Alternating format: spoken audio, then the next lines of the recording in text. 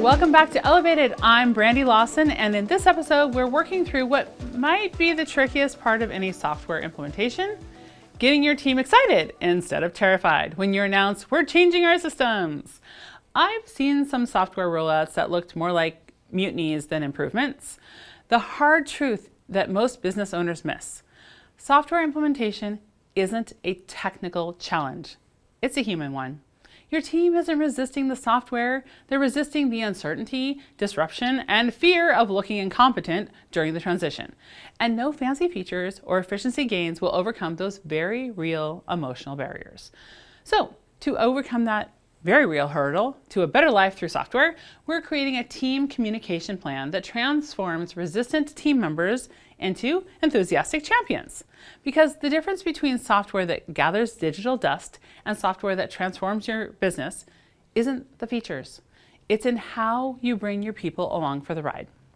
Getting your team on board requires a strategic approach across 5 key areas. First, timing and messaging. When and how you announce a software change dramatically impacts initial reception. Avoid the mistake of announcing a complete system overhaul right before your busy season. That kind of timing can create immediate resistance because everyone's already stressed out about deadlines. Your communication plan should carefully consider when to introduce the change and how to frame it. The most successful implementations I've seen start with the why, the specific problems this change will solve for your team, not just for the business. Don't say, this will improve our efficiency by 20%. Say, this will eliminate those specification reports that keep you working late on Fridays. Second, identify and leverage champions within your team. Every workspace has influencers whose opinions carry weight with the colleagues. These aren't necessarily managers. They're often the go-to people others ask for help. If possible, identify that person everyone naturally gravitates towards with software questions. There's usually one in every office. Then bring them into the software selection process early to help build natural internal advocacy. That way, when the change is announced, there is someone on the team who's already familiar with the system, excited about its potential, and ready to be that go-to resource for their colleagues. This kind of strategy might seem obvious in hindsight, but is so often overlooked in the planning stages. And it's usually a win-win. The tech-savvy team member gets to shine in the leadership role, while their colleagues get the support from someone who truly understands their day-to-day challenges. Third, acknowledge and plan for the changing gears, where the team is less productive as they adopt the new software. Performance and morale will temporarily decrease during the transition. That's inevitable. Your communication plan needs to normalize this experience rather than treating it like a failure. One idea here would be to create a mistake of the week share during team meetings, where everyone, even the owner, can talk about their software blunders. This creates psychological safety during the learning curve. Fourth, create a personalized what's in it for me for different team roles. Your designers, project managers, and administrative staff will each have different concerns and potential benefits. An option here is to create a role-specific one-pager highlighting how the new system solves specific pain points for each position. Finally, establish clear expectations and support mechanisms.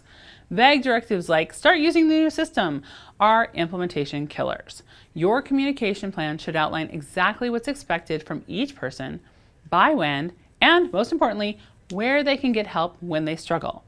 Let's explore how a kitchen design firm might structure their communication strategy when rolling out new project management software. Here's what a 30-day pre-launch communication plan could look like. So, day 1, opening the conversation. Consider starting with small group discussions, skipping that impersonal email blast. Next, gathering team wish lists for improvements and acknowledging what's working well in current systems. Then day 7, introduce your solution. The team might demo features that address top pain points, share a potential timeline, introduce key players, and peer champions. Day 14, make it personal. Possibly organize role-specific sessions, some hands-on previews tailored to each department, and have open forums for questions and concerns.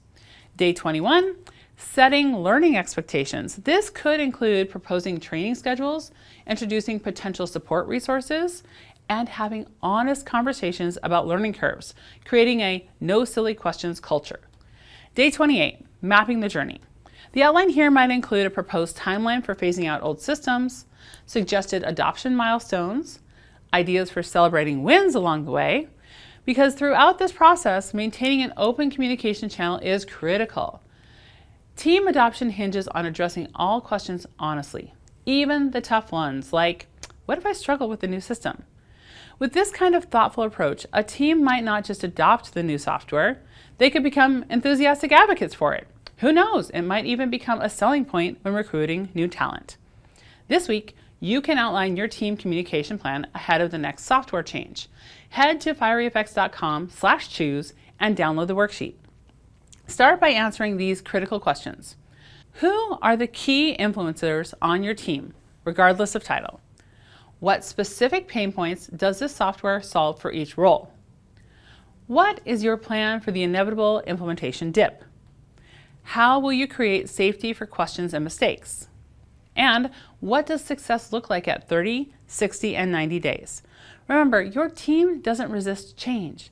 They resist being changed. When people feel ownership in the process and clarity about the benefits, they become partners instead of obstacles. Next week, we'll complete the implementation discussion by talking about training and support strategies that set everyone up for success beyond the initial launch phase. If this episode helped you rethink your approach to team communication around technology changes, share it with another design professional who might be struggling with team adoption.